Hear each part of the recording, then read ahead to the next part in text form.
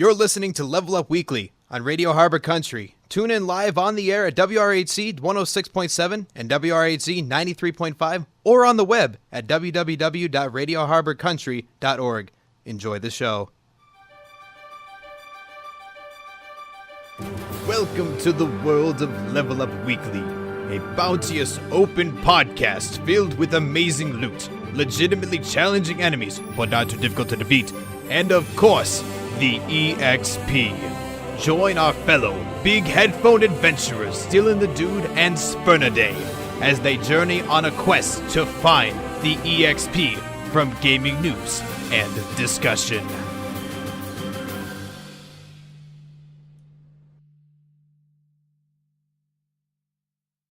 Hello everybody, welcome to Level Up Weekly, your weekly EXP for gaming news. My name is Jordan Briney, also known on the internet as Spernaday. Latin for hammerhead shark and English for why did you put 5 consonants in front of that word? And I am Dylan Lang, aka Dylan the Dude.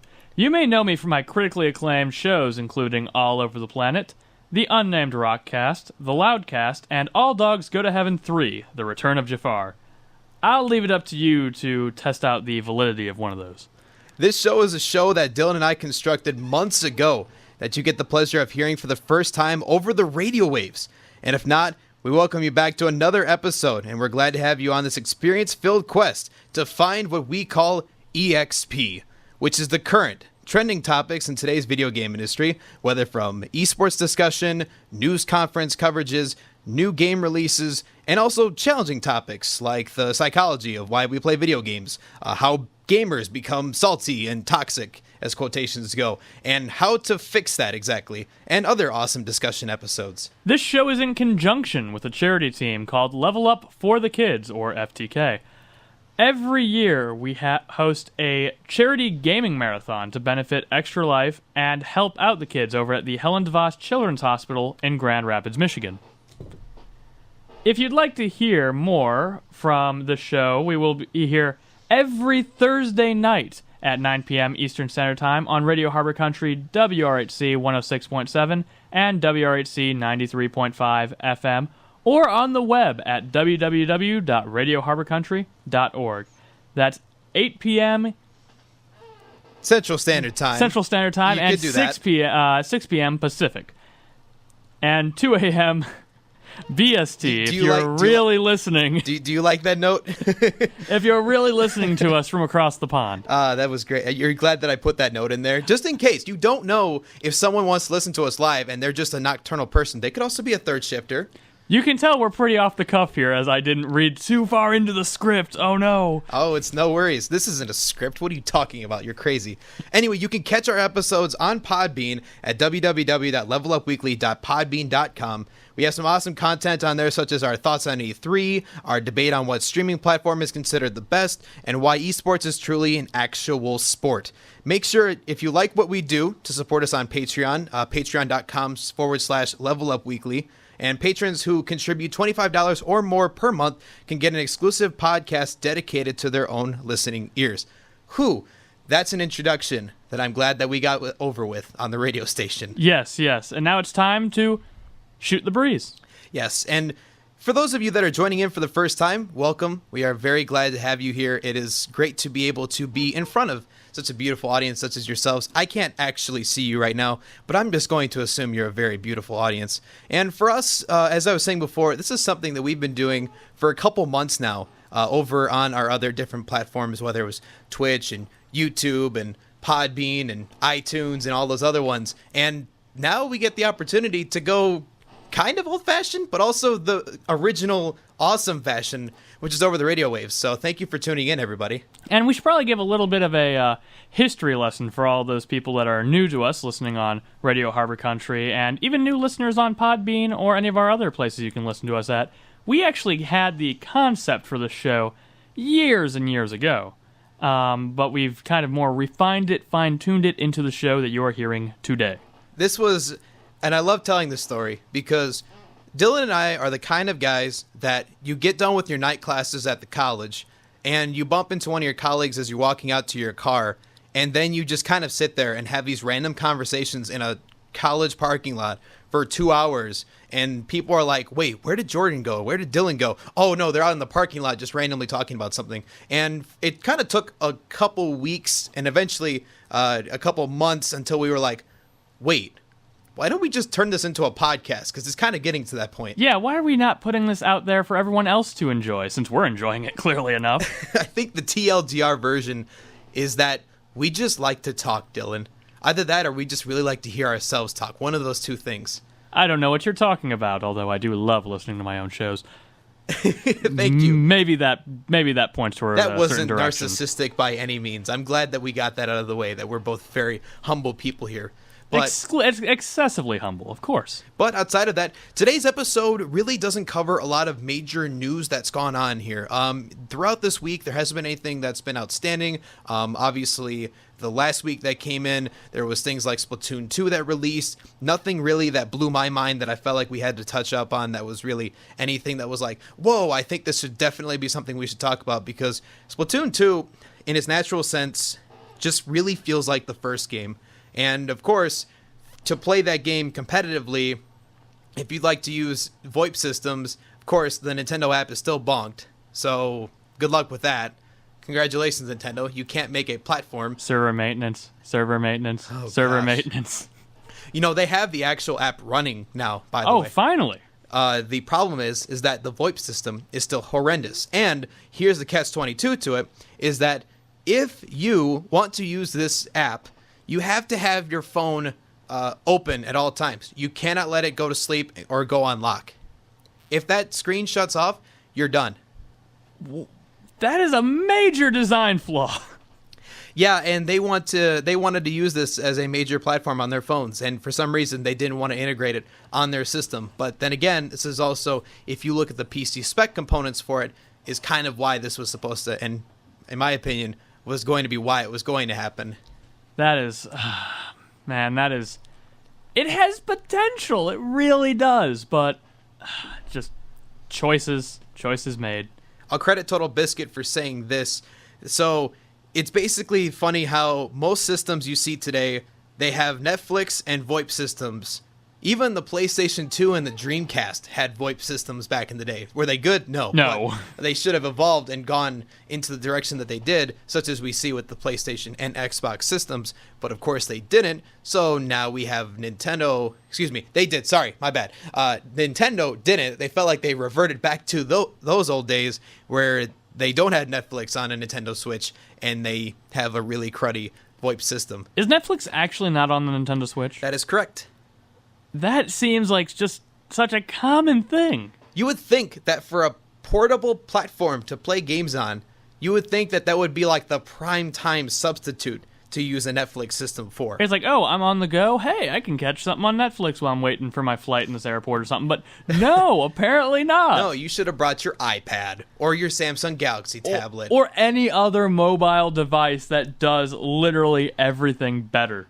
And then you could also install the Nintendo app separately on that phone too, because that makes sense. Mind blown. Yeah. Isn't that great? Don't you just love how Nintendo works sometimes? Well, I mean, it's not all bad. Are you sure? Because the Super Nintendo is supposed to be releasing in a couple months. Oh, that's right. And I'm pretty sure, and I'm almost ready to just quote my own self for saying this, that they're going to be in the same avenue that they were for the NES system, which is plain and simple. Hey, we made a really, really sparse amount of these, and if you can't find them, sucks for you. Well, let's kind of explain this, because a lot of the listeners that we have listeners that go over all different age ranges. And especially here on the radio, we might have some that are maybe in their 30s, 40s, 50s, slightly older crowd, potentially. So let's think about it this way. To all of you that remember back in the day when the Nintendo Entertainment System, and in this case, the Super Nintendo, which had such classics as Legend of Zelda: Link to the Past, Super Mario RPG, all the Super Mario titles that came out on the Super Nintendo, which were just incredible. Donkey Kong Country, a lot of great titles that a lot of people have nostalgia for playing, is now going to be re-released on a special console that's basically just a collector's edition or a remake of the console itself. You want to explain a little bit more about what that is? Yeah, ideally, as you said before, you pretty much touched on most of it. It's just like the NES system was made, they basically created a really condensed version that could run through an HDMI port and a micro USB connection, which could hit a really simple platform, and it would operate, I think it was 20 games, or if not 30, from the NES system. Same story that's going to go on for the Super Nintendo system, except this one's going to be holding some more premier titles on here. Final Fantasy is also another feature title that's going to be on there. Super Mario World, Super Mario, I believe, like you said, RPG is also on there. I forget, did they get the license for Street Fighter? I think they did. I believe so, too. Let me just not clean that up. Let me check that out real quickly here, just to make sure. Because I think they might have gotten the license for that when they also licensed Street Fighter 2 for the Switch. Because that is a title on the Switch. Right. Okay, so let's see what we got here. Super Nintendo Entertainment System Classic Edition. I think this is it. We'll have to confirm with that here. Sometimes your first Google search is not your best search. But yeah, I know for sure the last one that I saw, I thought that was kind of entertaining because there's a bunch of fun little things. The thing that I like about it personally is the utter fact that it is just this really condensed console. You know, you have the original Super Nintendo platform that, if I remember correctly on its size dimensions, it would be like maybe almost 9 to 10 inches in width, and in height you'd be looking at maybe 4 inches or so. So I just like that it's a much more condensed version. Something you can just keep really simply on your furniture section where you have your TV at, and it's out of the way, but it also runs all of your classic games in a really good compressed style. And I did just pull up a lot of the titles we have here, and we have a lot of great titles that we get here. We get Yoshi's Island, Star Fox, Secret of Mana, which is a huge cult classic game, Earthbound, which is a very cool thing to get released on this thing, Super Metroid, F-Zero, Link to the Past, Super Mario Kart, and also, for the first time ever, Star Fox 2, which was never properly released. So there is a really, great bundle of titles in this thing, but as you said, there's one issue that they might have with this console, which they had with the prior classic edition that they released. Yeah, and it's just Nintendo's policy. They've been doing this since the 80s, and people don't catch this right offhand.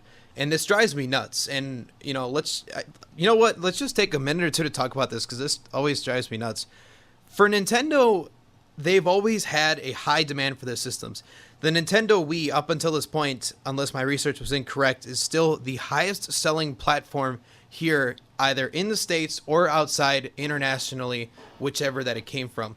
But the weird thing to me is that because of some of the monumental success that we've ever seen Nintendo come out of, we've always seen this situation where some of their truly highly demanded systems are the ones that just end up growing to be super short.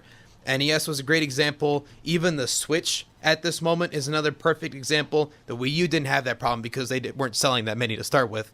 But from the Switch, from the SNES, from even back then, Nintendo 64, when that first came out, that was another platform. That was another one that had that major shortage that came up to it. And why do you think that they would do something like that? Well, I would consider it, as a businessman, I would consider it a harsh oversight. I would never intentionally do that as a businessman. But what reason do you think they could have, if not for a business reason? There's always in economics, there's the principle of supply and demand. And if you are to keep the amount of... I don't know if I can actually fit that well into this situation, because I know for sure this applies into the system of supply and demand. But the issue is that the price tag that they offer it at still issues enough of demand that their quantity still shows to be extremely short for what they have. They've yet, in my opinion, to hit that mark where they've made X amount of products and it's actually worked, that they had still a few extras that they could sell, or that they sold practically perfectly and no one had to worry about that in the future. Well, this SNES Collector's Edition, this is basically $90. And for $90, you get all these great games. Now, for $90, you'd figure the production cost must be something around maybe, I don't know, let's ballpark it, $60. Just throwing that out there. To create the game, you think? Like to manufacture one console and to package it and put it out. Say more 50. Give $40 profit or something like that. I'm not sure exactly how much, but I'm just ballparking it here. Mm-hmm. You have to think it's probably in that ballpark around $50 to make. I'll be honest with you, I'm going to contradict that. I'm pretty sure it's a lot cheaper than that because this system, if I recall, I thought it was $100. Let me confirm the pre-order, what that would be. But no matter what the cost is to make this system, it's relatively cheap in the gaming market. You can basically make this console for about the price that it takes you to manufacture a modern game, to print a modern game. So why would you short people on these consoles? What purpose would that bring? If you can make more consoles and make more money, why not do that? It gives you this perception of what that item potentially could hold in value. Testament and proof of this is, for example, Amiibos when they first came out, right? Gold Mario, okay? Do you know where I'm walking with this? Yes. Okay, Gold Mario, okay? Original retail is $13.99, okay? There was this issue that they sold a magnanimously, small amount of Gold Mario Amiibos. Because of that, many people were able to take this to Amazon, to eBay, and to other platforms and sell this for, what do you think the top price was?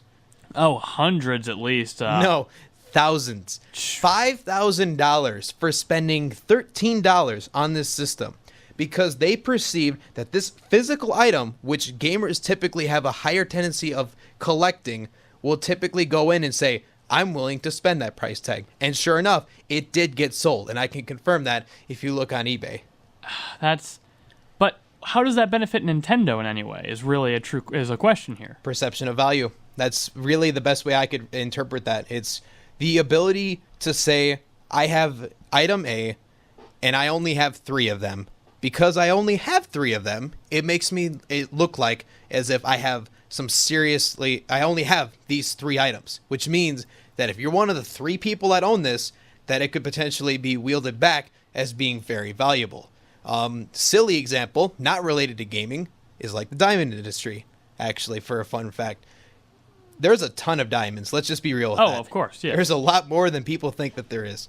But because a lot of it is constricted and controlled by a lot of today's system, that's the reason that comes into play that people will pay the amount of money that they pay for diamonds, mainly because it's perceived as though they are rare and as though they're extremely valuable for that reason. But I will give you a counter-argument to that, is that in those cases, the diamond companies actually make money because they sell their wholesome product to, jewelers, they can get a lot of money for it. If Nintendo shorts people on their products, yeah, they can sell them to, different markets for whatever price they want, but they can't maintain that. They can't have a stranglehold. They don't get anything out of it except for after the initial purchase where they can charge a fortune because, these rare collector's items. After that, it's not like they can just make more, because if they make more, then it's going to kill that perception of them. And if they can't make more, how are they going to make more money off of this? I mean, yeah, it makes their brand name look a little bit better, but then it also makes their manufacturing, and the gaming populace and the people that listen to shows like this are smarter than that. They'll look at the company and go, wow, you're really dumb. Well, yeah, you would think that this would be common sense and that people would not care about it, but that's the issue, is that there's still that general retail market that's like, yeah, we should totally look into that. And it's not like as if this is just in regular physical items either. This has happened in Counter-Strike Global Offensive. This has happened in Rocket League. This has happened in insert game that has skin for a weapon or skin for a cosmetic or anything in that ballpark. If it first comes out and there's a couple people that first own it, they're going to be willing to pay that top dollar. Again, it's that principle of supply and demand. If the supply in this situation is immensely low or perceived as low, they're going to consider that I am rare. Therefore, it's kind of like I almost want to put it like in terms of cars, in a sense, where if I was driving a Chevy Corvette pulling up into this radio station here, Dylan, would you think that I might have a little bit more money than if I brought my, 2001 Buick in here? You wouldn't be leaving with that really fancy car because, there'd be some serious discussions going on in the parking lot. But I do get what you mean.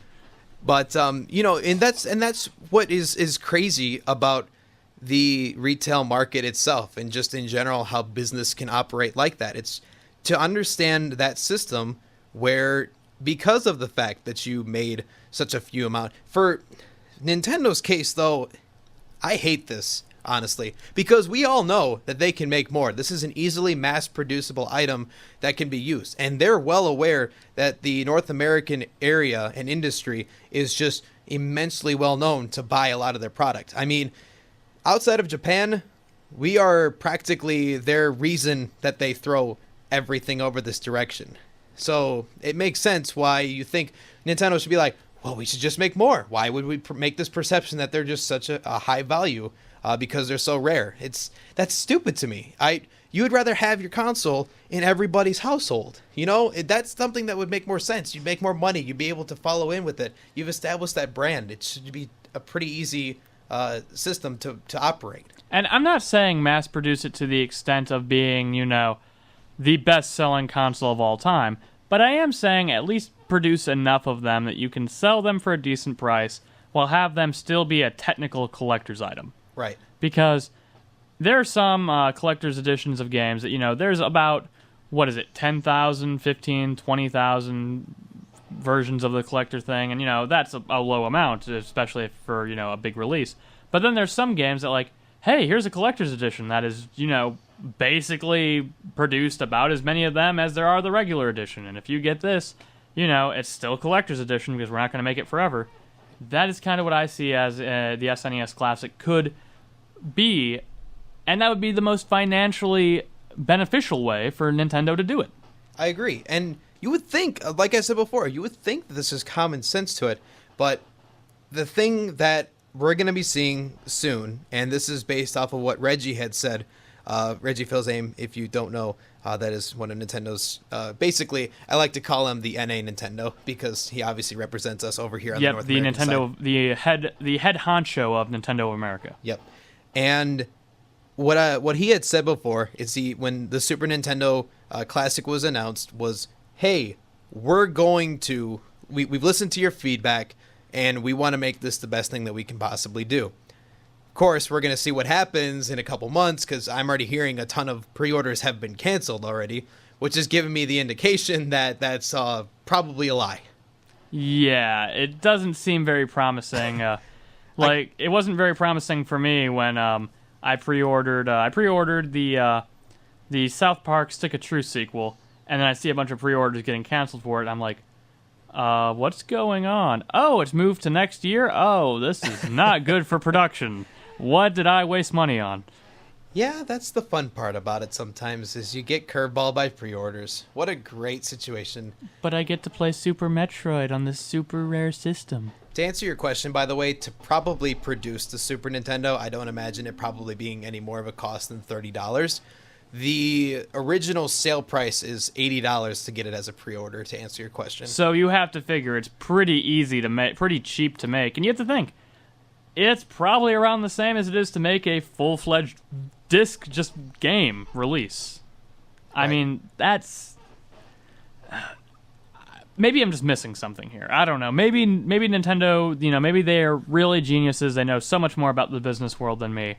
And they probably do in some cases, but you'd think common sense would dictate to do things a little differently if you annoyed a lot of your fan base and then, are making this set amount of money when you could make so much more if you did certain things. That opportunity can be there, and for them to not follow through with it is something that I've always wanted to wonder and ask about to someone there in Nintendo, someone that would be willing to discuss that openly. Of course, it's like, if I ask that question, be like, why don't you do this? And then they're just going to be like, because we don't. What else do you want from us? Because I know Reggie in an interview with Pro Jared a long time ago. It was something to promote the Nintendo Switch on his channel. I remember he had this video where he talked with Reggie, and they asked a question: why did you make so little of the Nintendo NES systems? And he was just like, it was the holiday season, and we wanted to keep this thing as a valuable gift to give to someone. And I was like, yeah, but that valuable gift was being sold for $600 on Amazon the second day that it came out.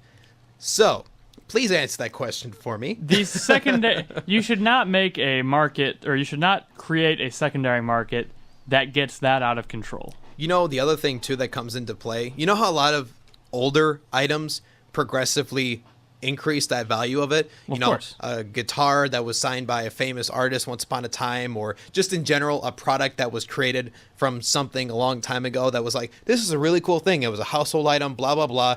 But it was rarer in its sense that 20 years down the road, it got sold for magnanimously large amounts of money. Of course. I feel like what we're seeing right now is that with Nintendo, they want to make that value spike really quickly and just skip that 20-year spurt. But see, the other thing, too, is that Nintendo doesn't make that $600 profit that I was just saying a second ago. No, about it's the the person in the secondary market. Exactly. And so you're like, well, why would you still do that concept? Because you're not benefiting from it. The person just threw it on eBay and was like, $5,000, deal. Well, like a great example here. Say that you get a key for Rocket League, and for people that don't fully understand, although a lot of you probably do, but for those of you that don't, trading collectible items or trading cosmetic items in video games have been pretty popular in the last, 5 to 10 years. Yeah. And in Rocket League, which is basically car soccer It's for the all most of our... Americanized version of soccer you think of. It's an indoor soccer game that you play with cars, and with the cars, you throw the ball into the hoop, into the net. Oh, there's a hoop as well. Yeah. And you can pretty much have some fun with it. You can go ahead and continue what you were saying, though. Say that you were to get a special decal for your car that is being valued at, I'm going to overshoot the price here for the sake of the example, that you can sell for $600 IRL. Okay. And you sell that, and you get that from just getting a crate that you open, and it costs you maybe a total of $5 to get. Yeah. You sell that to someone else for $600. You are the secondary market. You are the person that is making a net profit of at least $590. Yep. Do you know who's not making that $590? Psionic Studios, The creators. They do not. However, just to clarify this situation, you would massively break your terms of service if you sold it for physical cash, and that's where a lot of this example may not work as well. So I'm just kind of gonna counteract that, just so we are not like, hey, you guys are dumb.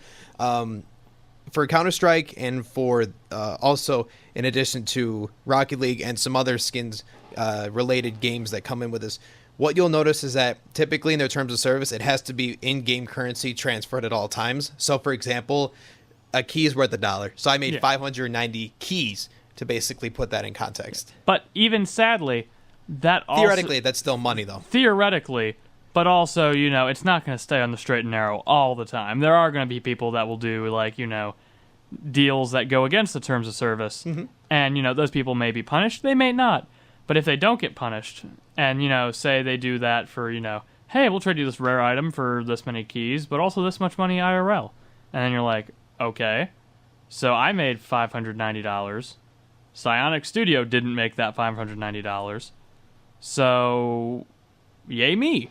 Yeah, and that's the weird part, though, is that you feel like there's a part of you that's like, I'm not mad that I made this profit, but at the same time, though, there's this side of me that's like, there was someone's mindset that said that in their mind, they were able to justify paying that much money in order to acquire something that wasn't of like a seriously high value to start with. It was only perceived as high and or as rare. Because I've had that feeling before where I've bought something and then look at it after a while. Like, I bought something for a decent chunk of time, and then, I'm like, oh, I'm looking at it. Kind of wish I didn't spend that much money on it. Yeah. I perceived it to be a lot more valuable than this. Now I'm using it as a paperweight. Yep. And that feeling happens all the time, or at least fairly often. But it's the perception that it's worth more. And for our new listeners here on either on Podbean or wherever you're listening to us, or now on WRHC-LP 106.7 and WRHZ 93.5 FM in Radio Harbor Country, or on Podbean or iTunes. We're about halfway through the show and, 30 minutes in, and this is the kind of deep discussion that you get here on Level Up Weekly. Yeah, and that's what we love to do about it here. And there's some other things that we'll touch base on it as time goes along here. And that's going to be something that is going to be, really exciting to bring to you guys here on the radio waves. Because for me personally, I haven't really gotten an opportunity to see any form of gaming content really fly in to the radio waves section. So I'm hoping that we can get this to launch off and tell your friends, tell your family about us, and see if we can kind of keep this going and see if this is something that can keep rocking it out here. But outside of that, I think the next thing we can touch base on, we've given our 2 cents about why we think Nintendo was dumb for that. Yes. So let's move into something they were talking about today, which was pretty much just kind of video game releases. What do we got going on this week, Dylan? Well, there's another trend in video games lately that have been very popular, known as early access, where you can pay X amount of money and get access to a game, usually not the full version, but a decently completed version. And that's just a model that's worked for a lot of people. Finally, a game that seems to have been in early access for at least a year, almost 2 years now, is finally getting a full release on August 8th. And that game is Ark Survival Evolved. And for all of you that aren't so familiar with a lot of these games, Ark Evolved is basically dinosaur Minecraft. Seems legit. That's basically the best way you can put it. What do you know about it, Jordan? Oh, I've gotten a chance to play it before, and I'll be honest with you, it never really appealed to me as much as I'd like to, even though, granted, I did play it in its earlier days where optimization was very subpar. Yeah. But if you had a very, very beastly system, that the overall texture that was put into this game was very well done. I personally love to see what they put behind it. Granted, I really hated how they put together the server system, that if I was to play with my friends, that I had to try to travel across the land, searching far and wide to try to find my friends across the way. Our colleagues, Austin and Gage, we've actually played this before for a charity stream 2 years ago. And I remember us playing it, and I remember also having the situation where all three of us were in different locations, and we were like, I'm in this position, I'm in this position, I'm over in the other side of the island. Wait, what? So who's going where? Yeah, so we're like, we're all going to meet here, and then we all try to meet in that location, end up finding out that we were in the completely wrong location, because apparently our maps perceived to be in completely different between each other. So it ended up becoming this major cluster that just turned into some pathetic, desperation to try to find each other. And by the time that we almost found each other, by the way, we were like, I could see you, I can see you. We both ended up getting shot and killed. So yeah, it worked out really well. And, it's a very fun game, but it's just so weird because it's been in early access for so long, and people enjoyed it in early access as if it was a full game. So people are now finally going to get the full game. And what's that going to be like? We really don't know. Well, I mean, I'm hoping that they're not going to be like any other gaming company that's like, hey, we put out the full game now, but it turns out that it's still like as if it's in early access. So let's just see if, as long as this new full release is going to have the full platform to it, and it's not going to be super buggy, super glitchy like it was in early access. And also, please fix your matchmaking system, and also please fix how you connect to servers, and also play with friends that wasn't already resolved. I have a horrible nightmare story about trying to get into servers. Is that I played it on the Xbox One, and I remember friends telling me, "Oh, you have to wait on this screen for this particular server, and you have to basically hover over the join button and keep spamming the join button until eventually it says, hey, someone decided to pass out, go to bed, and their system shut off automatically. You can now join in." Yeah. I waited at least an hour to play with friends, and apparently that was a short wait. Apparently some people waited 3-4 hours to do it, and that is absurd for any game. And I really hope they find a better way to fix that. Or at least make the servers a little better, a little bit more open, just not to give anyone that nightmare experience I had. Yeah, don't ask too much, Dylan. Another game that we could put on this list here, Lawbreakers. Lawbreakers has been the game that it's, hey, we're opening this up for beta once again for like the next 2 months every weekend and not during the weekdays because we're weird like that.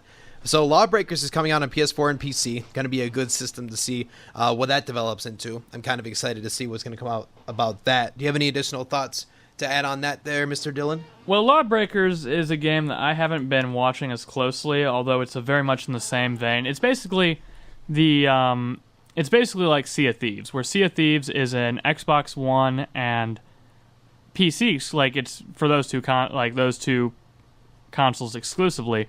This is PS4 and PC, so PC gets the best of both worlds in both these cases. But they're very similar in the way that they both play are structured. Different styles, totally.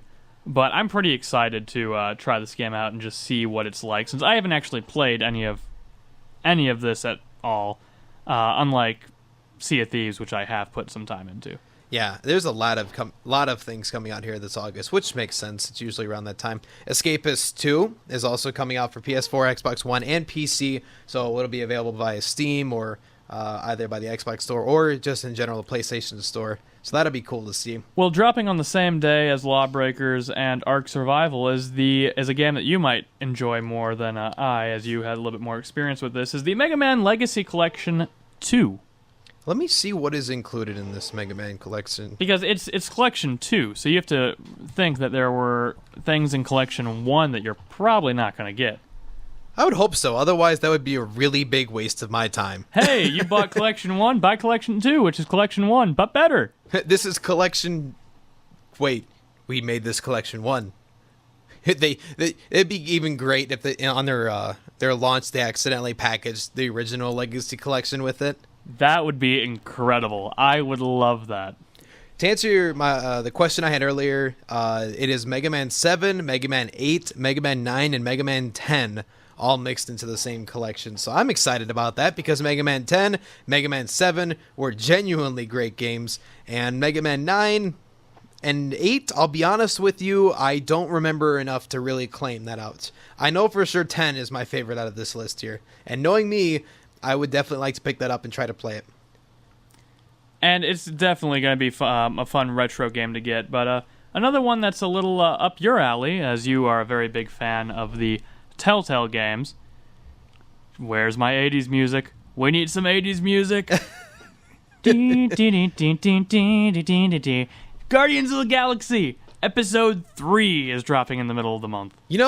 On a side note, Telltale Games really still needs to fix their problem about releasing episodes in such a long spurt of time between each other. Especially when each episode only takes like 6 hours, not even 6 hours, like maybe 3 hours to complete more often. I would honestly give that's actually, in my opinion, that's considered generous. I could probably beat most of them within, say, an hour and a half minimum to 2.5 hours maximum. Yeah, and the 2.5 hours is if you go around and talk to everyone about everything and take 10, 20, 30, 40 seconds on those big decisions that you just can't wait.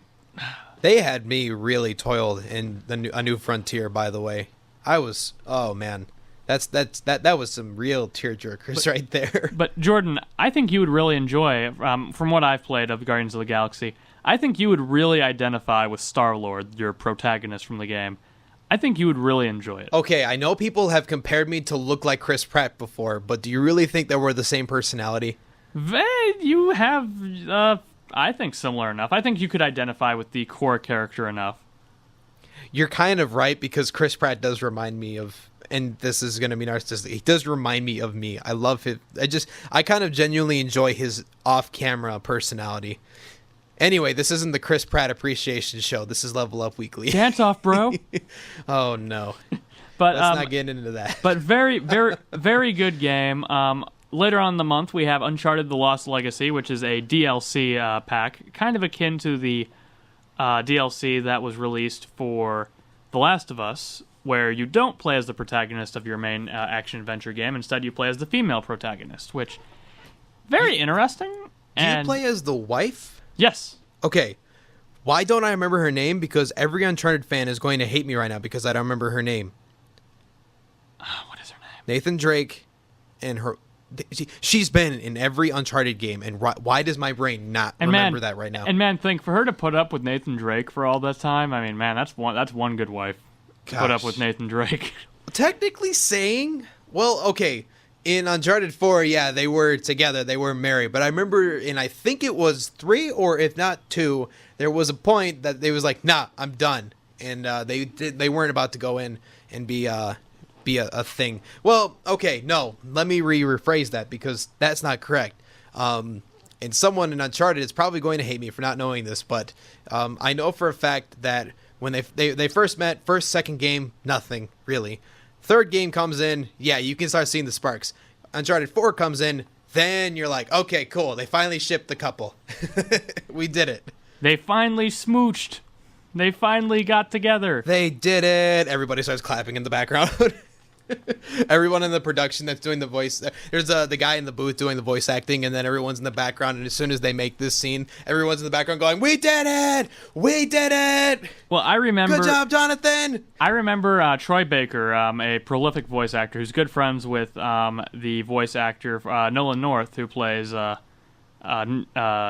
Drake, that he was doing a bunch of impressions that this interview girl kept giving him and said his name is not his. Her name is Elena Fisher. Yes, how do I not Elena, know that? Yes. And there's Sully, Victor Sullivan. Like, how do I not know these names? Yes. That's like Sully is like the uncle I've always wanted in my life. Which is okay. I actually lied. I'd rather not have someone that's trying to take me out on adventures and I'm about to get killed every other day. But you get it. But nevertheless, at least I'd be able to find the lost cities. But one thing that I as I was saying, Troy Baker, he was asked to do an impression of Nolan North, the voice of Nathan Drake, and he was like, he started doing his impression and was like, yeah, Nathan Drake, the coolest guy in the world.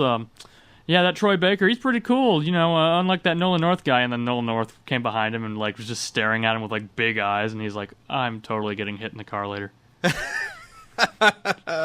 Oh man, voice actors are great. They are really great, and some of the voice acting in Uncharted is some of the best, and that's why I'm really excited for this DLC pack, because you get to, like with the Last of Us one, you get to get more of the girl time, which you never really got much of, actually any of really, in the Uncharted series. So what you're looking at here is that alongside with Elena Fisher, you get the opportunity to also play with Nadine Ross, formerly introduced in Uncharted 2 Among Thieves, and really, and according to this article here, and the latter returning after her villainous stint in the most recent game. These are heroines of Uncharted: The Lost Legacy.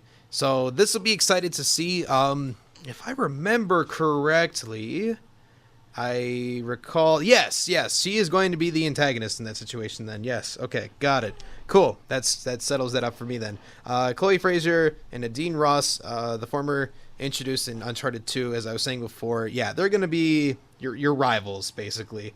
But again, as we have seen from Uncharted, I'm excited to see what's going to go down with it, as I did thoroughly enjoy to see what Uncharted 4 brought in the most recent saga that is Uncharted. Same.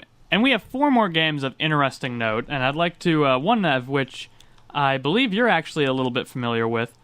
What's the quote that everyone knows from, or everyone kind of takes from the Tim Allen show Home Improvement? Oh, man.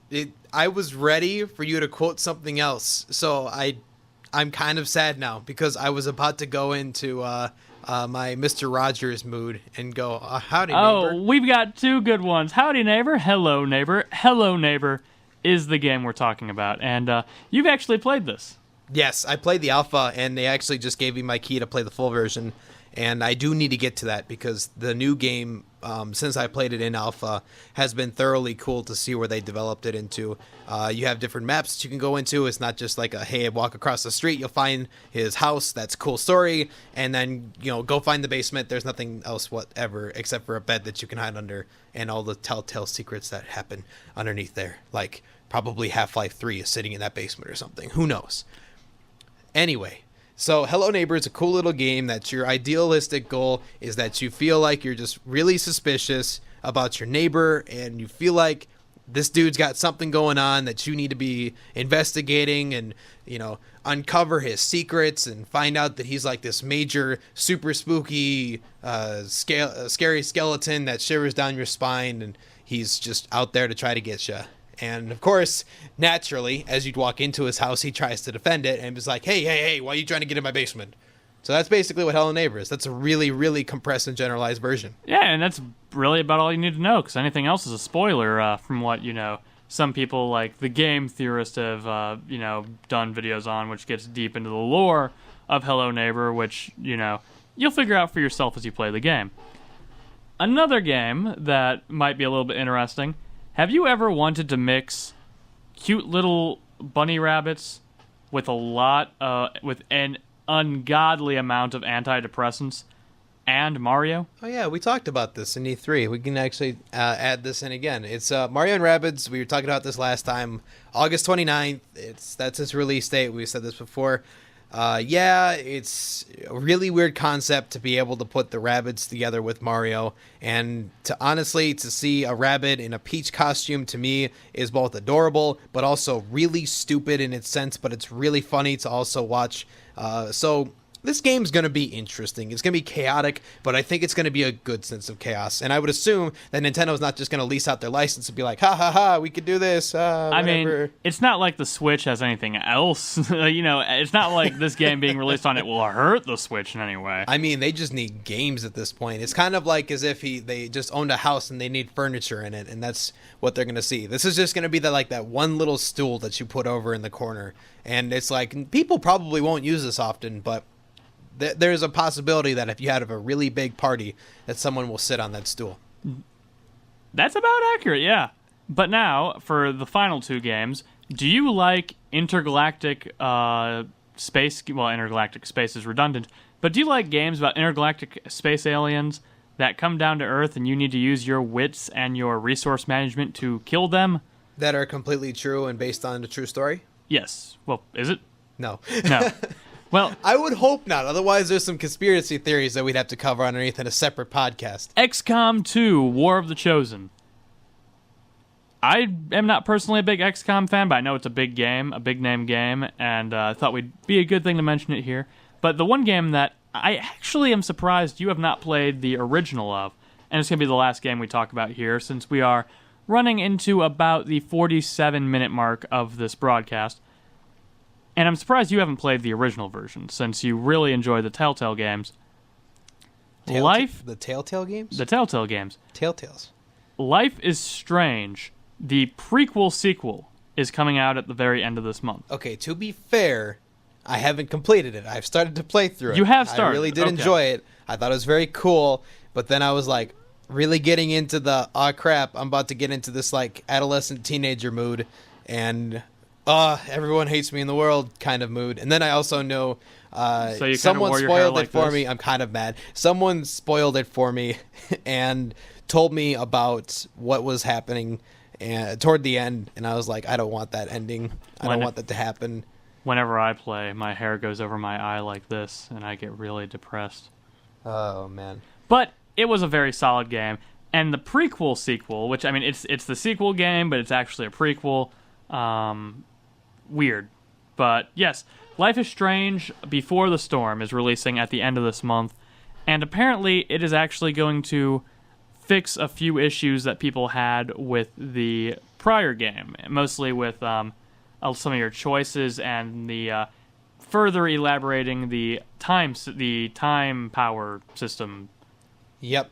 And while it's a system that can be used very well, but there's also a side of me that says that the system is not as good as I'd like it to be. So I'm really hoping that in this second game, Before the Storm, that they're going to be able to really make this a good game at the end of the day here. So I'm just hoping that it just, they are able to make it logical, and that if I, do reverse time, that I can reverse it in a little more of a logical format. And it's not like, oh, I just pre-built this last scene that came in, and it turns out that this was just some hunky-dory, kind of crud that came through. So I'm hoping that it comes out to be a little bit better this time. I'll admit, in the first game, I was pretty petty. There's a scene where someone gets hit in the head with a baseball. and, just hits them, and they're like, ow, I got hit with a baseball. And you can rewind time to warn them, but I kept rewinding time and just kept watching her get hit with the baseball. Just That's not over cruel and at over all. and over. I mean, it was petty because this girl was mean to you a little earlier in the game. Like, not mean, but, like, kind of rude. So I was like, ha, you got hit with the baseball. Heh, you got hit with the baseball. All right, I'll save you now. Now you get hit with the baseball again. Oh, man. But It's I feel like I shouldn't allow you, if ever in the future that we live, that we can control time. I should never allow you to be in a time control machine just because I know that fact. Because I feel like something would happen to me, and then you just keep rewinding it, and I wouldn't know that you'd be rewinding it, and then all of a sudden you're like, by the way, I rewinded and watched that like 7 times. Scout's honor, you will not be the target of my time reversal shenanigans. I mean, we'll find out. We're asking something super far-fetched for someone to create the ability to control time in the way that happens, too, to be fair. And also somehow not break the time-space continuum. Oh, it would be so messed up with how many times I would just do stuff like that. That would be... The timeline would never, ever be the same again. And if I ever found out that you did do it to me, I would just immediately go back to you and rewind to this moment and be like, Dylan, No. yo, why? You just sprint in the middle of our recording session. No, don't do it. And then it's like it ends up with like 20 of us in here all saying, I came back in time to stop him. I came back in time to stop him. Oh, man. The classic time cliches. And then one of them just in here like, I mean, I came here from a timeline that's dark and, and whatever. I came back to stop him. You're giving me this vibe of that Tomska video where the guy's literally just ordering pizza, and he's like, I'm you from the future. You have a robot arm? I do. That must be pretty cool. It is. But I also have a serious disease and I'm about to die soon. Can I get a robot arm? In only 30 minutes, so many things can happen. Last thing I want to talk about today before we cap off today's episode is something that's going to be going on in a couple weeks, which is something that we should be mentioning now because it has been announced over Twitter at Level Up Weekly, and it also been announced on my Twitter at SfernandayRL. Yeah, you're welcome for those plugs. Level Up FTK 2017 has been enacted. We also talked about this in the beginning of the show, that this is part of this team that we like to call Level Up for the Kids. Technically, this is kind of how the podcast started, because this was the podcast that started it off now 2 years ago. So entering into this is our 4th year doing this underneath the Level Up for the Kids name. 4th time that I've ever ran charity streams for this. And this year is the biggest charity stream that we have ever done before. Man, this is about to be interesting. It's not 12 hours. It's not 24 hours. It is a full whopping 36. I was like, wait a minute. Are you? I was like, are you trying to get me in this mixture? No. I was gonna say 35 hour, 59 minute, and 61 seconds. That whole pause, I was like, I think he wants me to say 6. This is how we do things. But we're on the radio for a reason, guys. A full 36-hour stream. That is going to be insane, but it's going to be a lot of fun, and we hope that you can join us and help out for our cause. Yeah, and you can find us on that stream at www.twitch.tv/Sfernaday. That's spelled just like you think that it's spelled like. Or just look up Latin for hammerhead shark. You'll also find that too.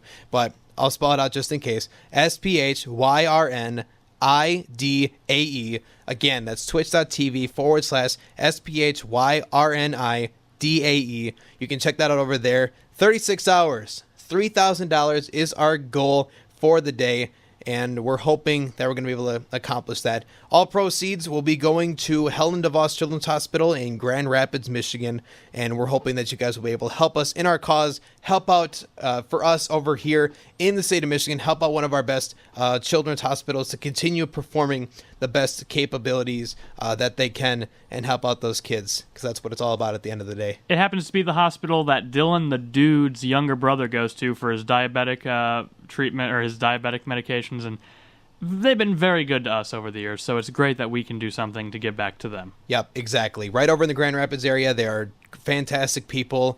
I have now been working with them for 4 years, have met a lot of really amazing people because of that scene, and just what they do over there is the reason that I continue to keep doing this every single year. And as our last bang before we head off to college is going to be that for sure. So I'm very excited to be able to do that here.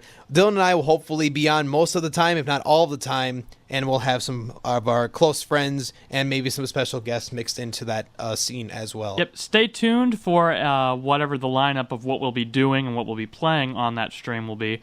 So far, we have a few good ideas, a few good feelers, but we have nothing outright confirmed for now. So, well, we have a couple. We can mention two, them. yeah. We can mention them right now. We can mention the next two in the next episode, I think. So right now, for sure, we'll be doing full playthroughs of Super Mario 64 and Undertale. If you want some good old nostalgia, Super Mario 64 is your avenue for that. And if you want a game that if you've never heard of before, I'm really surprised because everyone talked about it, and I almost mean literally everybody. I think even my own grandmother may have mentioned it before. If not, your grandmother has. One of our two grandmothers has confirmed it. The Pope owns a copy of this title. The Pope? What? Yeah. Is this true? Yeah, you don't remember that? This is actually legitimately true? Yeah, he was for a mass media conference that was brought over to the Vatican with the Catholic Church. A bunch of different people who were important in different mediums were brought together to meet the Pope, and they were all expected to give a gift to the Pope. And the person that was picked for the internet, the YouTube community, gave him a copy of Undertale. That's amazing. I don't know how this story slipped my mind because that's really awesome. Well, anyway, Pope endorses Undertale, and we'll be playing Undertale. So make sure to check us out here. Again, starts at August 13th, 9 a.m. Eastern Standard Time, twitch.tv/Sfernaday, and we're hoping to see you guys over there for a genuinely great time for 36 hours, or for whatever amount of time that you want to chill out with us here. Again, we're trying to raise $3,000 for charity for Helen DeVos Children's Hospital, and we hope that you guys can join us there. Anything else you'd like to add in today, Dylan? I think that's about good. Don't forget that you can find us on our Podbean, on our iTunes. Just search Level Up Weekly. You can also find us at WRHC 106.7 and WRHZ 93.5, or on RadioHarborCountry.org. You can listen to us at what's our time slot? In addition to that, we 9 p.m. Eastern Standard Time, again 6 p.m. Pacific Standard and 2 a.m. British Standard Time if you wanted to go that route. And when is our Twitch broadcast? I don't believe we've plugged that yet. Yes, so you can also catch our other version, which is the same that you'll see here on the radio, but we also do stream this on Twitch on Wednesday. Before that point, it's 7 p.m. Eastern Standard Time, twitch.tv/Level Up Weekly. Anyway, we'll stop throwing you a bunch of links here. Make sure to follow us on Twitter at Level Up Weekly, and also to support us over on Patreon. Again, reminder that you do have the ability to have your own personal podcast sent to you and to be your own pleasure about how we talk about how awesome you are for $25 a month. So, with that, I think that's pretty much it here, Dylan. Anything else you'd like to add in? Nope, time to close this out. Alrighty. Thank you guys so much for tuning in to today's episode. Enjoy us next week for your Level Up experience.